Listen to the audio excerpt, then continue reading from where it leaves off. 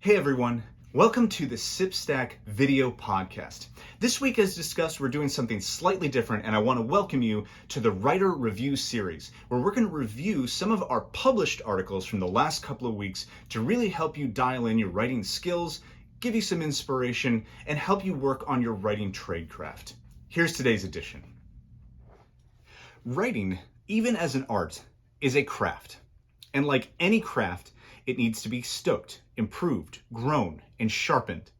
One of the best ways you can do this is by studying the methodologies and processes of other writers. Particularly if you're interested in becoming a commercially successful writer, part of your craft should be studying those who have gone before you. Let's take a shallow dive into the processes of 4 authors from the 20th century who have well-known writing styles. We'll do a surface examination of how they write, and each day will end with a challenge for those of you interested in trying to emulate their practice. If you find any of these writers and their methods particularly compelling, I strongly urge you to do additional research on that author. Read their work, find their interviews, and adopt what you can from their style into your own. If it worked for them, it can work for you. As always, these are suggestions to shake up your writing or help you find a better practice. If what you're doing is working for you, you may find this piece more of a curio than anything. I still encourage you to read it and see if there is something fascinating to try. Certainly, I learned a few things from my own habits in researching this piece. The first writer that we're going to look at is Stephen King. I chose King not only because of his absolutely impressive body of work, but because of how consistent and structured his writing habits are. There are a lot of discussions going on lately about whether writing absolutely every day to a certain par is healthy for new writers. King is living proof that establishing this habit, regardless of one's mood, energy, or external events like holidays or weekends, can be very powerful for productivity. King's methodology is simple. He writes in exactly the same place, with a desk arranged exactly the same way, every single day without fail, until he has produced 2,000 words that are edited and formatted. At this pace, he is able to compose one of his epic 120,000 word novels in right around 2 months. That's it. That's the whole secret. 2,000 words a day, every day, without fail. King recommends that every draft be completed within 3 months so the story remains as consistent as possible throughout. Further, his advice is to remove yourself from writing for 6 weeks thereafter to take a truly fresh look at it when you return to do more formal edits. Outside of that, Stephen King takes an approach to writing that students of art and sculpting may find familiar in its proximity to the philosophy of Michelangelo. Michelangelo once said he does not sculpt, but rather reveal the sculpture already inside the stone. Similarly, King has often said that he is simply a narrator, and his characters play out the story on their own. He sometimes finds himself surprised by the choices they make. King is also a prolific reader, and makes the argument that if you do not have time to read, you do not have time to write. He sees it as an absolutely critical part of being a writer and considers it a form of practice or artistic study. Here's your Stephen King challenge if you find his methods interesting. For 2 weeks, write every single day to a self-determined par. It does not have to be 2,000 words. And during your writing, try to let your characters make the most human decisions they can in keeping with their established nature. After you've finished writing, read for 30 minutes. See how your writing changes. Now, George R.R. Martin provides a stark contrast to Stephen King. While King is almost a meme for how quickly he generates new novels, Martin is almost a meme for exactly the opposite reason. He is legendarily meticulous pace, is reminiscent of J.R.R. Tolkien 80 years prior, and he represents a pushback against the faster, more model. There are some great takeaways from Martin's process. Namely, he writes in a distraction-free setting. His computer has a word processor but does not connect to the internet, social media, or other digital distractions. In fact, his machine is a mythic DOS computer, one of the earliest home computers that made it into wide distribution. If you've ever worked on a DOS computer, you know exactly how stripped down they are compared to today's technology.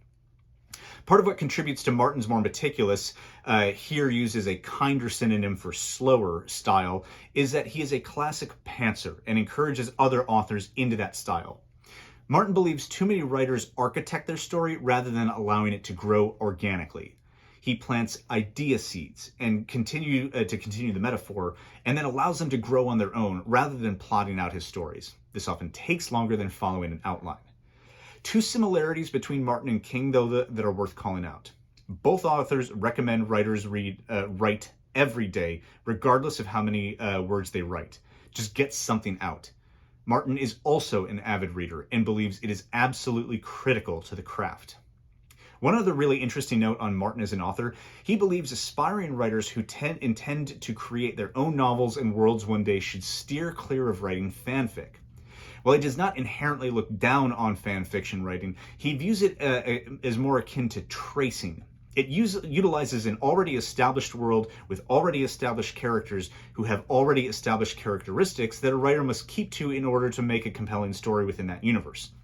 This pulls away from the writer's opportunity to create on their own and flex their individual creativity.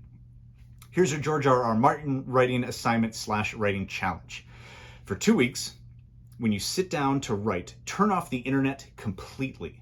Write in silence and work on an idea that you have not plotted at all. Grow your story organically. See how this makes you more creative and flexible as a writer. John Grisham was chosen for a number of reasons, and I'm excited to discuss some of the habits of Grisham. What I'm drawn to in his writing is its proximity to his profession. While Grisham writes fiction, he writes fiction derived from his actual experiences in law. During his early career as a writer, he continued to practice law. To this day, he maintains a presence with the Innocence Project and speaks out as an advocate of justice system reform. Now, Grisham is an extraordinarily regimented and ritualistic writer. Many of his writing styles ring of Stephen King's, but even more focused. When Grisham begins a new novel, it is on the same date every year, and every page is written in exactly the same room. He drinks the same type of coffee from the same mug during this process and keeps his writing hours strictly maintained every day from 7 a.m. to 10 a.m. His manuscripts are always completed by the end of March so that he can take the following 3 months to edit and prepare them for publication. Remember how King said a manuscript should take no longer than 3 months to maintain clarity and consistency? Grisham exemplifies the current trend of deep work. He completely removes himself from the world for 3 hours a day, and in this time produces enough content to completely finish a novel in 3 months' time, which contributes to his massive body of work at almost 30. A common through line for all of these writers so far. Grisham recommends you write every single day without fail, regardless of how much writing you do. He is also much more of an advocate for plotting a story than yesterday's author, George R.R. Martin, and believes that a writer should know the last scene of the book at the same time they know the first scene of the story. Here's the John Grisham writing challenge. For 2 weeks, do your writing in exactly the same spot, with exactly the same surroundings, down to your beverage and cup. Make it a ritual and see how it impacts the consistency of your writing habit. Now, Toni Morrison is without question one of the most impactful writers in modern American literature. Her writings arguably changed the face of literature in the second half of the 20th century, and her methods are a shining example of having balance in one's life. Both a Nobel Prize winner and a Pulitzer Prize winner, her body of work is comparatively slim as compared to previous authors this week. This should in no way diminish her accomplishments, as the impact of each of her books was enormous, and Morrison leads a decidedly rich life. Balance was important to Morrison. Apart from her writing, she was actively involved in teaching at the university level and edited books for Random House and took her responsibilities as a parent incredibly seriously. In fact, Morrison saw her other pursuits as a critical tool with dealing with writer's block. When she found she was up against the block, she gave more energy to her teaching or her editing until she better understood her own work. This would allow her to return to a piece with fresh eyes and find new creative ways around a sticking point. The balance of these pursuits was so important to her that she would go on to say that she could never imagine herself being just a writer. To Morrison, writing was part of her identity, not the whole thing. Morrison was also known for drawing on sources of inspiration like oral tradition and folklore. Her writings were informed by traditional stories laid down ancestrally, and she often pulled these elements into her process. She was passionate about storytelling and leaned into a folklore approach for her writing. Her biggest lesson to her students was to have a passion for the writing, to create imaginative, visionary ideas of their own. In Morrison's estimation, this was the aspect of writing that could not be taught, simply a love for the craft itself. To this end, she saw trade or craft of writing as entirely fixable if a student struggled with the mechanics of it. What she felt could not be taught was a love of the art. Here's your Toni Morrison challenge. Over the next 2 weeks, every time you sit down to write, time yourself. Commit to spending 1 equal minute for every minute you write on something else that brings you joy. Find balance. In those moments, reflect on your writing and consider how the things in your life that you love could inform the project that you're working on. Examine how your writing becomes richer and more authentic. Spend a little time digesting these methods. Consider going back and highlighting passages of particular import.